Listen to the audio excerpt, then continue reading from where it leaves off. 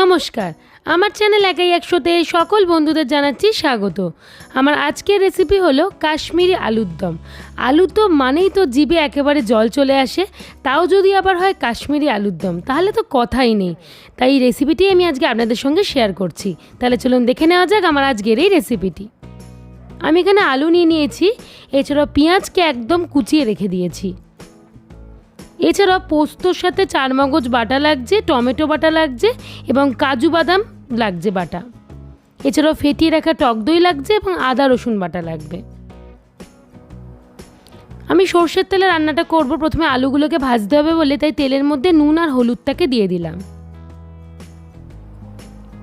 আলুগুলো মোটামুটি এমন একটা সাইজের নিয়েছি যাতে পিস করতে আমাদের হয়নি, একদমই গোটা গোটা আলুই আমি নিয়েছি, তাই সাইজটা কিন্তু সেই বুঝেই নেবেন।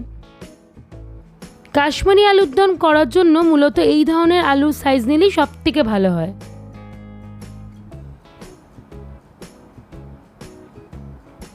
বেশ লাল লাল করে আমি আলুগুলোকে ভেজে নেব। দেখুন একদম লালচে করে কিন্তু আলুগুলো আমার ভেজে নেওয়া হয়ে গেছে। এবারে আমি তেলের মধ্যে দিলাম তেজপাতা, গোটা গরম মশলা, গোটা জিরে ফোড়ন দেব এবং গোটা গোলমরিচ দিয়ে দিচ্ছি।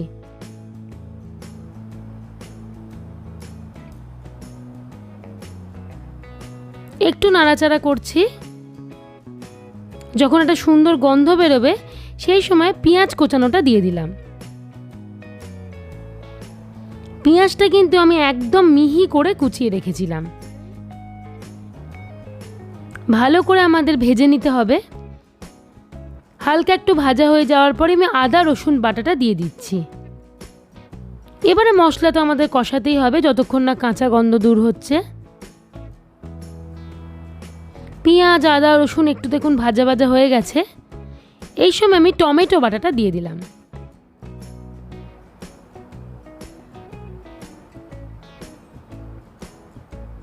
ভালো করে এবারে কষাতে থাকবো।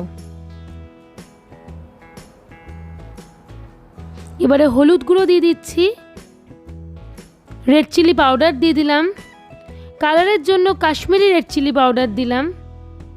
এছাড়াও ধনের গুঁড়ো এবং জিরের গুঁড়ো আমার লাগবে।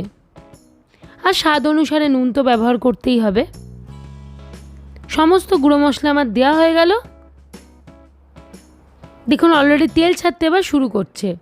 সামান্য একটুখানি জল দিচ্ছি যাতে নিচে কোনোভাবে মশলা পোড়া না লেগে যায়।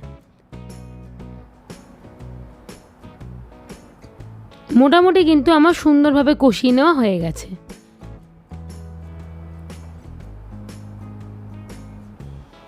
এবার আমি ফেটিয়ে রাখা টক দইটা দিয়ে দিলাম। দইটা অবশ্যই বুঝে ব্যবহার করবেন, যেহেতু এখানে টমেটো দেওয়া আছে তাই দইটা যদি আবার অতিরিক্ত হয়ে যায় তাহলে কিন্তু টক ভাব হয়ে যাবে। টেস্টটাকে ব্যালেন্স করার জন্য আমি এখানে চিনি দিয়ে দিচ্ছি।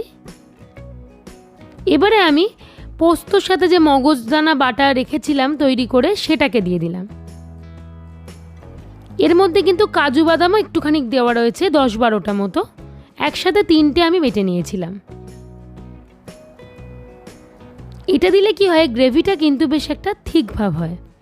এবারে ভেজে রাখা আলুগুলোকে দিয়ে দিচ্ছি। আলুর সাথে এবার আমাদের সুন্দরভাবে কষিয়ে নিতে হবে। আলু যেহেতু খানিকটা আগে থেকে ভাজা রয়েছে, সেদ্ধ তো মোটামুটি খানিকটা সময় লাগবে। আমি খানিকক্ষণ যাবত অপেক্ষা করব, তারপরেই আপনাদের দেখাচ্ছি যে কত সুন্দর হয়েছে কাশ্মীরি আলুর দম। আমি খানিকক্ষণ যাবত ঢাকনা চাপা দিয়ে অপেক্ষা করেছিলাম, দেখলাম আমার কাশ্মীরি আলুর দম একদম রেডি। দেখুন কি সুন্দর ড্রাই হয়ে গেছে আর তেলও ছেড়ে এসছে। এটা তো গরম গরম লুচি, রুটি, পরোটা, পোলাও সবের থেকে একবারে জমে যায় অসাধারণভাবে। তাই একদিন অবশ্যই বাড়িতে ট্রাই করুন এবং আমাকে কমেন্ট করে জানান যে কেমন লাগলো। যদি ভালো লাগে ভিডিওটি লাইক এবং আমার চ্যানেলটি শেয়ার সাবস্ক্রাইব করার অনুরোধ রইল। পাশে থাকা বেল আইকনটি প্রেস করুন নিত্য নতুন ভিডিও আপডেটের জন্য।